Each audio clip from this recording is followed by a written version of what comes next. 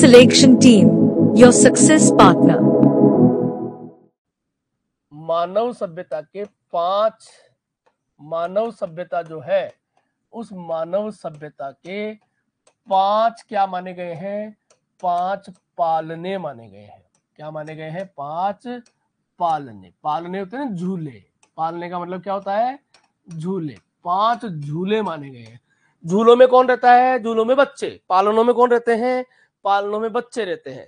तो यानी मानव रूपी बच्चा जो है वो 5 पालनों के अंदर झूला था, तब जाके आज जैसा है ना वैसा बना है। वो 5 पालने कौन कौन से हैं?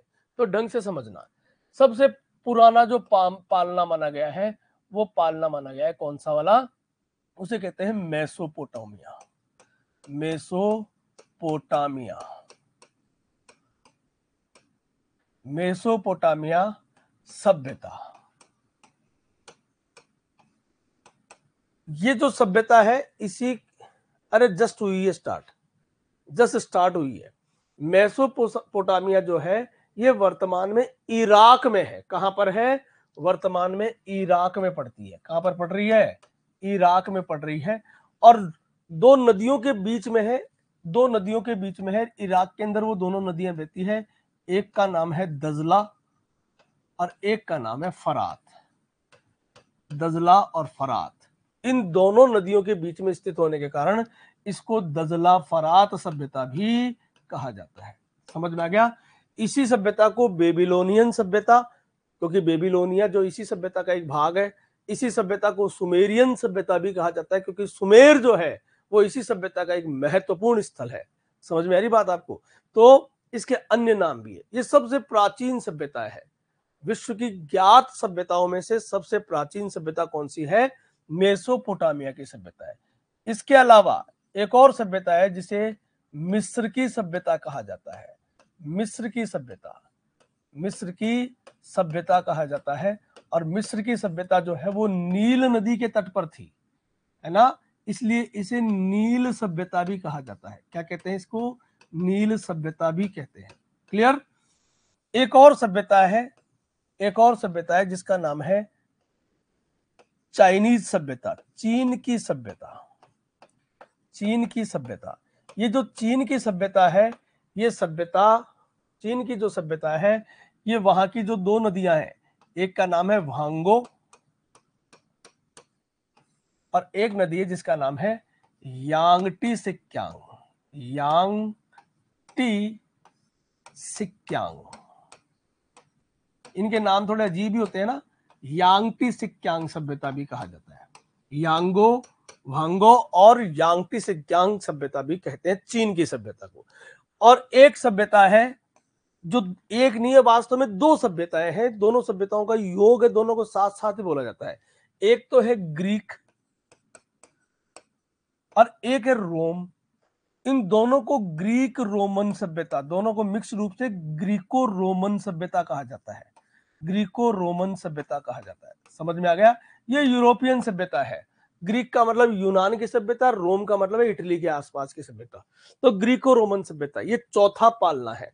और जो 5वां पालना है, ये 5वां पालना है आपका अपना हड़प्पा सभ्यता। 5वां पालना क्या है?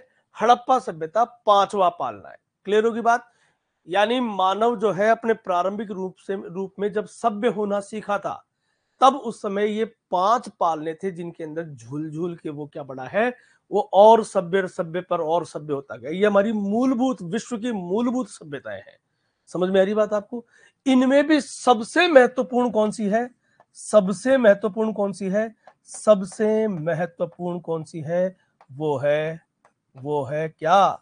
वो है हड़प्पा सभ्यता। क्यों है सबसे महत्वपूर्ण? क्यों है भाई साहब? इसके पीछे कारण है। एक तो क्षेत्रफल, इसका जो क्षेत्रफल है वो क्षेत्रफल सर्वाधिक है। क्षेत्रफल की दृष्टि से सर्वाधिक है क्षेत्रफल। इन सभी सभ्यताओं में सर्वाधिक क्षेत्रफल किसका है? हड़प्पा सभ्यता का ये सर्वाधिक क्षेत्रफल। एक तो सबसे बड़े क्षेत्रफल के अंदर फैली हुई थी। दूसरी बात है, और उस दूसरी बात को कहते हैं उत्तरजीविता। उत्तरजीविता। उत्तरजीविता का मतलब क्या होता है? उत्तरजीविता का मतलब होता है बाद तक जीवित रहना। किस रूप में जीवित रहना? सभ्यता तो मर गई, पर संस्कारों के रूप में कहीं न कहीं हड़प्पा सभ्यता आज भी हमारे जीवन के अंदर अभिव्यक्त हो जाती है ना?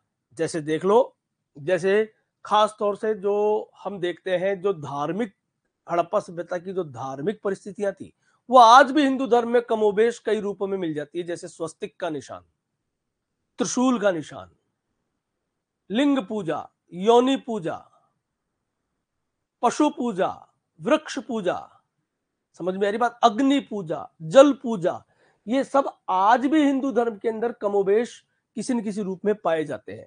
अर्थात हड़प्पा सभ्यता जो है वो पतन तो बहुत साल पहले हो गया था, भौतिक रूप से तो उसका पतन हो गया था, लेकिन संस्कारों के रूप में आज तक जीवित है। यानी मरने के बाद भी जो जीवित रहे उसी को कहते हैं उत्तरजीविता। तो सर्वाधिक उत्तरजीविता